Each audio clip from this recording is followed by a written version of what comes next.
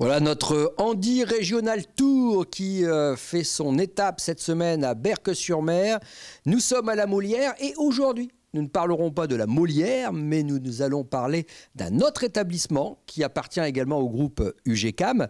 C'est le Centre Lillois de réadaptation professionnelle avec son directeur, M. Caron. Bonjour. Bonjour. Alors, je vais vous laisser déjà nous présenter votre établissement. Et puis après, donc, on aura deux invités. D'abord, donc, M. Pinet qui va nous parler du pôle évaluation, mais aussi du dispositif Passe-Passe, et on reviendra plus en détail et en images tout à l'heure. Et on aura également donc Madame Fourdin, avec qui on parlera du pôle formation, et également elle nous parlera du pôle inclusion. Alors, je vous laisse nous présenter un petit peu votre établissement à Lille. Oui, donc le Centre Lillois, c'est l'appellation historique. Hein. Le Centre Lillois, c'est comme ça qu'il est identifié, est un établissement et service de préorientation et de réadaptation professionnelle. C'est-à-dire que au sein de cette entité, vous avez une offre de formation et de préorientation qui s'adresse à des personnes en situation de handicap.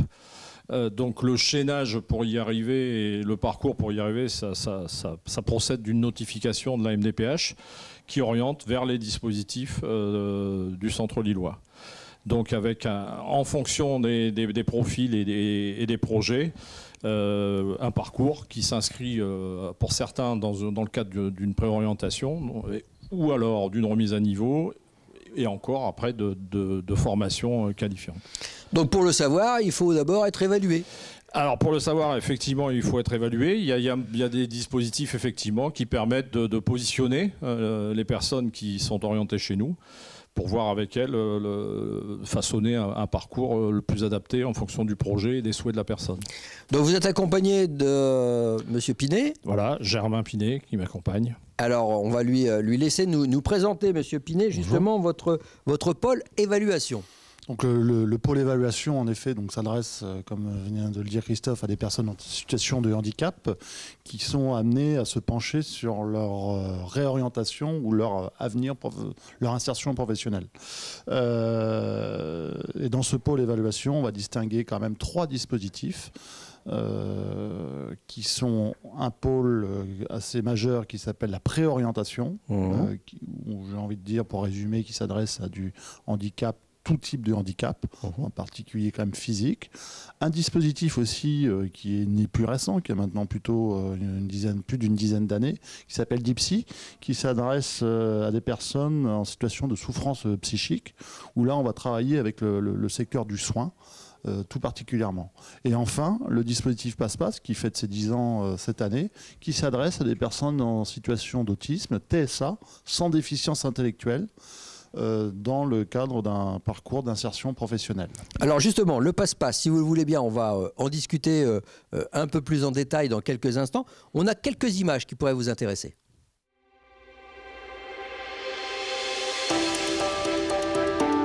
Passe-Passe, de l'orientation vers l'inclusion professionnelle des personnes ayant des troubles du spectre de l'autisme.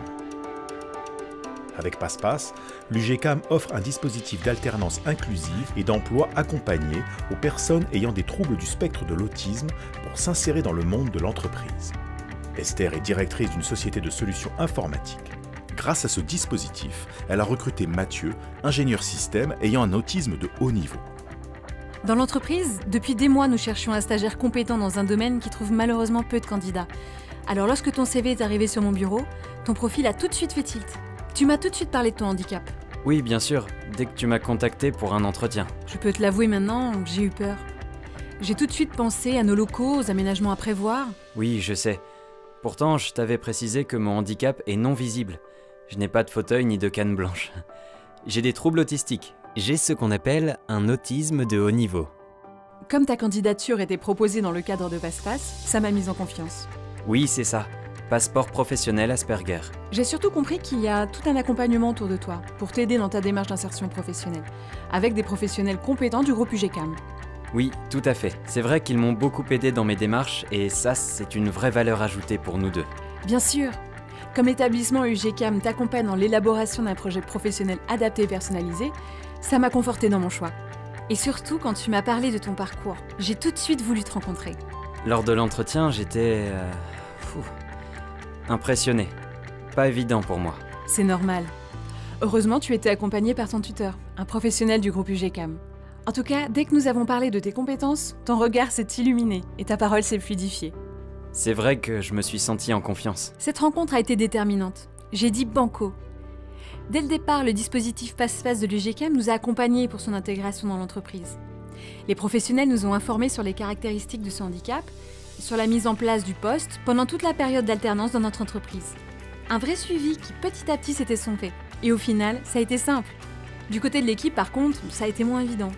Certains membres ont eu de grandes craintes. Il sera moins productif, on va devoir travailler plus. Ça va nous fragiliser, merci du cadeau. Mais vous êtes fous, ça va nous coûter cher. Ah, l'inconnu, ça fait toujours peur. Alors c'est vrai, je ne suis pas fan des conversations autour de la machine à café. Il faut le savoir. Les relations sociales, en général, c'est pas notre fort, nous, les personnes avec un trouble autistique. Bon, à côté de ça, je suis persévérant, rigoureux et soucieux de la qualité de mon travail. Et ça, ce sont les avantages de ce syndrome. Et face à tant de qualités, même Marc, qui est le plus récalcitrant, il s'est laissé convaincre. Les collègues ont même fini par approuver la démarche de Passe-Passe et t'ont soutenu. En tout cas, t'accueillir dans notre entreprise, c'est aussi la preuve que tous nos collaborateurs savent donner une chance à tout le monde, peu importe le handicap. Et moi, j'ai appris que mon syndrome peut être utile pour la société et le dispositif Passe-Passe m'a révélé plein de situations pour lesquelles il pourrait servir. Aujourd'hui, je suis fière d'avoir réussi à créer une équipe riche et variée, mais aussi d'avoir su renforcer la responsabilité sociétale de mon entreprise. Grâce à toi, Mathieu, nous avons enrichi nos compétences internes et nous avons travaillé sur nos préjugés. Mais pour être honnête, malheureusement, peu acceptent un tel challenge. Pour le moment. À la fin de mon stage, quand tu m'as proposé de m'embaucher, je me sentais tellement bien à mon poste que je voulais poursuivre ma mission. Je dois cette réussite d'intégration au dispositif Passe-Passe, à l'alchimie qu'il y a eu entre Mathieu, moi, mes collaborateurs et l'établissement et service de réadaptation professionnelle UGCAM, un groupe de l'assurance maladie. Cette expérience a changé beaucoup de paradigmes dans l'entreprise. Merci Mathieu. Merci Esther. Merci Passe-Passe.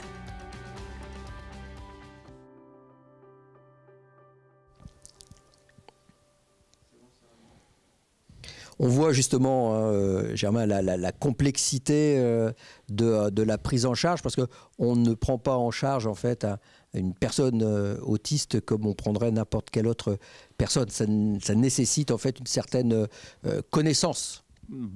Oui, connaissance et puis aussi adaptation, en particulier celle du temps. Je pense que c'est souvent ce que je mets en avant sur la force de ce dispositif, c'est qu'on travaille sur 10 mois. On accompagne les personnes sur 10 mois. Et le temps, il est important dans le sens aussi pour l'adaptation. On sait aussi que souvent, ces personnes peuvent être victimes d'une certaine lenteur, etc. Bref, il y a toute une idée de redynamisation, de mise en place d'un collectif. Et ça prend du temps. Et le dispositif Passe-Passe, sur les 10 mois, nous permet d'en avoir. Vous me disiez tout à l'heure que justement le groupe UGCAM sur un plan national est très impliqué. Oui, tout à fait. Ça, c'est vraiment une chose formidable qui s'est produite depuis quelques années. C'est-à-dire que le dispositif Passe-Passe sur l'île était pionnier. Hein. Aujourd'hui en France, il y a 10 ans, il y avait rien que nous. On s'est lancé là, dans ce fabuleux voyage. Et les résultats obtenus, qui ont pu aussi être valorisés également, ont permis à l'UGCAM national de vouloir étendre ce dispositif. Et pour résumer, aujourd'hui, le dispositif existe à Montpellier, il existe à Nantes, il existe au CRP d'Evry. Donc, et nous Lille, donc c'est pas mal. C'est en train de se généraliser. Il manque un peu le sud-ouest, mais on ne désespère pas que Bordeaux s'y mette. Bref, ça c'est quand même quelque chose auquel on est vraiment fiers. Alors vous êtes responsable de ce dispositif. À titre personnel et à titre humain, qu'est-ce que ça apporte justement de travailler avec ce type de public ? J'ai travaillé, avant de travailler avec ce public, j'en ai travaillé avec d'autres. J'ai envie de dire, chaque public apporte quelque chose. Mais là, le public TSA, c'est un peu l'effet de surprise qui peut avoir lieu au quotidien. C'est aussi parfois des rencontres d'une richesse intellectuelle stimulante. Qui est vraiment, que je recherche aussi, ou enfin, qui m'intéresse énormément. Ce sont des rencontres. Le tableau est vraiment très positif, mais je tiens tiens aussi à souligner qu'on a affaire aussi à des personnes qui sont en réelle souffrance.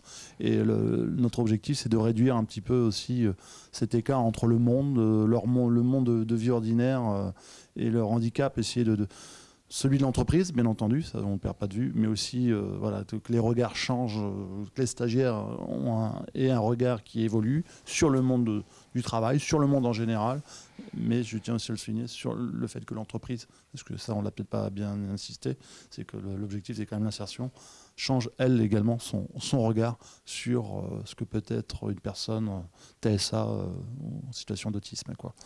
Bien, et ben en tout cas, merci de nous avoir présenté avec plaisir, vos différentes activités. On revient à vous, Christophe Caron. Quelle est justement aujourd'hui la fierté de votre établissement à Lille? C'est justement d'avoir été pionnier dans certains domaines, de se dire, nous à Lille, on a été capable de mettre en place des choses qui se généralisent sur le plan national. C'est de montrer que tout compte fait dans le Nord, on n'est peut-être pas aussi con qu'on en a l'air. Je ne sais pas si on en a l'air, mais en tout cas, oui, la plus grande fierté, en tout cas sur ces dispositifs, c'est effectivement le côté pionnier, puisqu'on mesure l'utilité et le gain pour les personnes.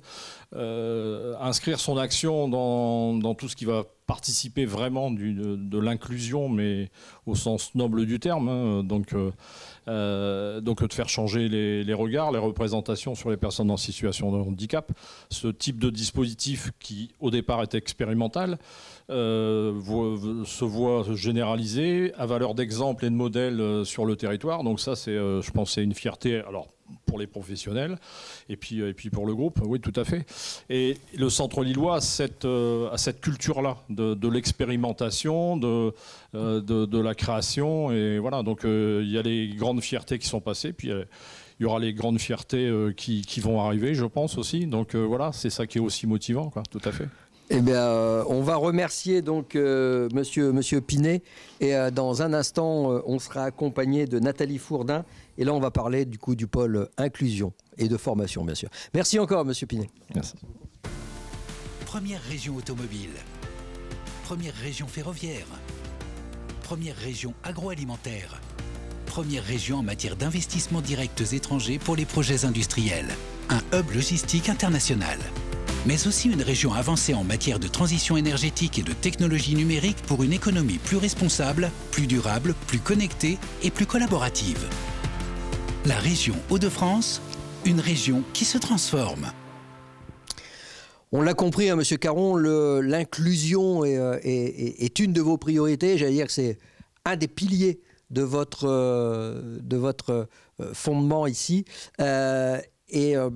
Au sein de votre établissement, la responsable justement du pôle inclusion et de formation, parce que la formation a une place essentielle, on l'a vu depuis ce début de semaine que nous sommes ici à la Molière. La formation, c'est la base. Aujourd'hui, pour pouvoir être inclus, il faut pouvoir déjà être formé. Tout à fait. Alors moi, je représente donc le pôle inclusion. Donc c'est un service qui travaille en transversal sur l'ensemble des dispositifs. La première mission, en fait, c'est de développer un réseau d'entreprises qui puissent accueillir nos stagiaires dans les périodes d'immersion, qu'elles soient de découverte métier à monter en compétences, on y reviendra après, ou d'alternance inclusive, et de construire donc un réseau d'entreprises qui à la fois accueillent nos stagiaires en stage, mais puissent aussi les capter leurs compétences et leur proposer des contrats, quels qu'ils soient. Et puis de fédérer aussi l'établissement sur des temps forts comme les DUOD, où les entreprises ouvrent leur environnement de travail et puis peuvent accueillir nos stagiaires pour découvrir des entreprises, des environnements de travail, des métiers. Et comme vous le soulignez, et plus si affinité. Eux, justement, leur permettent de découvrir le salarié. Tout à fait. Tout à fait. Et les entreprises de découvrir effectivement, de découvrir nos stagiaires qui sont certes en situation de handicap, mais qui ont vraiment des compétences à faire valoir et puis des vraies valeurs travail et motivés surtout à se repositionner sur le marché de l'emploi. Et parallèlement à ça, effectivement, mon service vient en appui donc, au pôle formation. Donc le pôle formation, c'est 7 titres professionnels dans le domaine tertiaire et dans le domaine de la mécanique, Et puis une remise à niveau aussi pour les préparer à rentrer dans ce processus de professionnalisation. Donc on travaille en équipe pluridisciplinaire, donc avec la responsable formation, sa coordinatrice, les formateurs, les psychologues du travail, le service médical, le service social. Donc on travaille en équipe pluridisciplinaire, pour favoriser leur employabilité. Donc les formateurs sur la montée en compétences, parce que les entreprises, effectivement, ont besoin de compétences et de personnes qui puissent répondre à leurs besoins, leurs attentes. Et nous travaillons au niveau du pôle inclusion et avec mes collègues pour qu'ils puissent savoir valoriser leur profil auprès des entreprises et de faire des expériences réussies en immersion en entreprise lors des stages qu'ils ont à faire. En fait, en gros, vous les préparez aux entretiens d'embauche, vous les préparez à la préparation justement aux stages qu'ils vont faire en entreprise, pour qu'ils puissent en fait donner le meilleur d'eux-mêmes. Alors on les prépare effectivement, on les équipe effectivement d'une boîte à outils pour bien savoir se présenter en entreprise, avoir des supports effectivement adaptés, mais pas que. On intervient aussi pour qu'ils aient une meilleure connaissance des entreprises qui se situent sur leur secteur d'activité, puisqu'on va là où nous emmènent les stagiaires, c'est-à-dire ce n'est pas nous qui choisissons les entreprises, c'est par rapport au projet qu'ils ont, par rapport à la mobilité qu'ils ont, on va sur leur territoire et on travaille avec eux sur identifier les entreprises qui sont sur leur territoire et on les aide à rentrer en contact avec ces entreprises. Et on rentre en contact aussi avec les entreprises pour faire en sorte que leur environnement devienne inclusif, accepte la diversité quelle qu'elle soit. Donc de pouvoir mieux comprendre la différence, parfois les sensibiliser sur certains types de handicap, et ces entreprises deviennent apprenantes sur le fait qu'elles puissent accueillir des collaborateurs en situation de handicap et qui puissent répondre à leurs besoins en recrutement. Est-ce que vous avez l'impression justement que les mentalités ont changé par rapport aux entreprises, qu'aujourd'hui le handicap fait moins peur, que l'on a peut-être aujourd'hui des chefs d'entreprise qui vont prendre plus facilement des personnes en situation de handicap? Alors il y a eu des changements, parce que je pratique effectivement ce métier depuis de nombreuses années. Il y a une prise de conscience effectivement de cette différence. Il y a aussi les entreprises qui se retrouvent aujourd'hui avec des problématiques de recrutement, c'est-à-dire ne trouvent pas forcément aujourd'hui des profils qui répondent à leur offre et puis se retrouvent parfois en difficulté. Le public en situation de handicap, ce n'est pas un public sur lequel ils allaient, on va dire peut-être... penser au premier voilà, regard. Au premier abord. Mais en menant ces périodes d'immersion, ils apprennent effectivement à les connaître. Et pourquoi pas? Identifient effectivement le champ de compétences qu'ils ont, les valeurs, la motivation. Et on a beaucoup d'opportunités d'emploi suite à ces périodes d'immersion d'entreprise. Donc ça prouve bien que quand les entreprises ouvrent leur environnement, elles peuvent capter effectivement un public qu'elles n'auraient pas forcément envisagé de prendre au premier abord dans un process classique de recrutement. Alors, c'est super ce que vous faites, hein. Je veux dire, je suis le premier à applaudir des deux mains, mais ça n'aurait pas été plutôt le travail de Cap Emploi de faire tout ça jusqu'à présent? C'est un partenaire Cap Emploi. D'accord. Parce que les personnes, quand elles sont notamment dans nos titres professionnels, on les accompagne sur développer leur employabilité jusqu'au titre, jusqu'à ce qu'ils puissent réussir à obtenir leur titre. Mais c'est vrai qu'on fait déjà un travail préparatoire de les amener vers l'emploi. Alors, par les périodes d'immersion, on n'arrive pas encore aujourd'hui à faire 100% de réussite de taux d'insertion. Mais donc, on peut passer le relais à nos partenaires Cap Emploi ou Pôle Emploi, qui sont tout à fait les partenaires pour les accompagner vers l'emploi. On est complémentaires. Voilà, on n'est pas,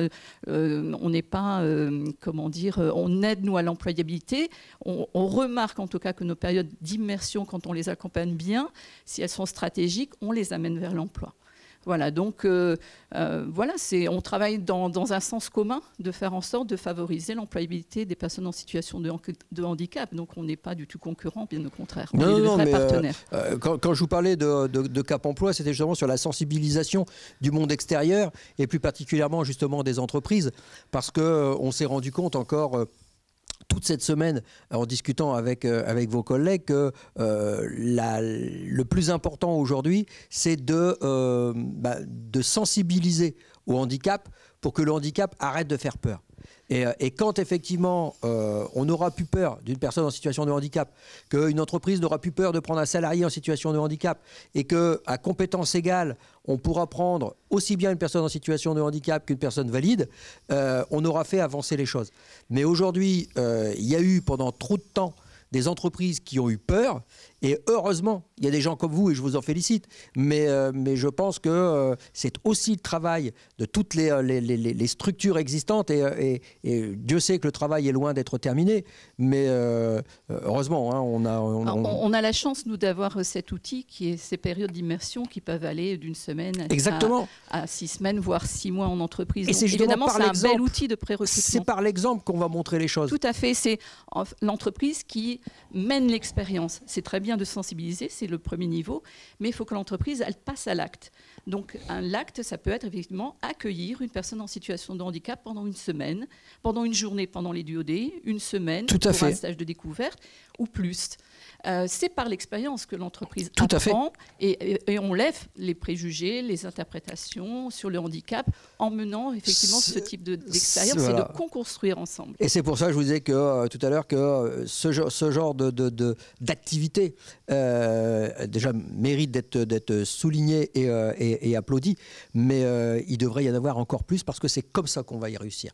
C'est par l'exemple que l'on va être capable de montrer. En tout cas, c'est une des issues, effectivement. Ouais, franchement, j'y crois très fortement. Mais mes confrères dans les Cap Emploi aussi mènent beaucoup d'actions auprès des entreprises. Donc on est vraiment...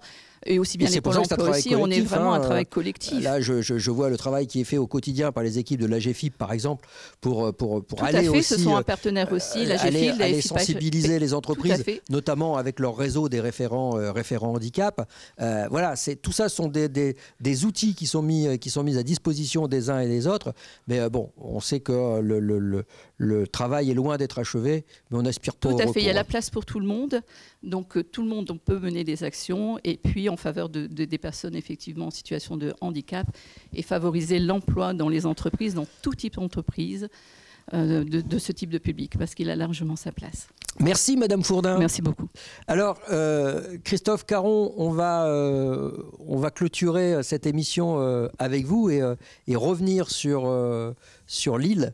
Alors j'espère déjà que nous aurons l'occasion prochainement de venir avec nos caméras visiter votre établissement. Ça me fera vraiment plaisir. Et voilà, donc qu'est-ce qu'on peut garder comme mot de la fin, votre philosophie, votre avenir, comment vous voyez les mois à venir sur l'île?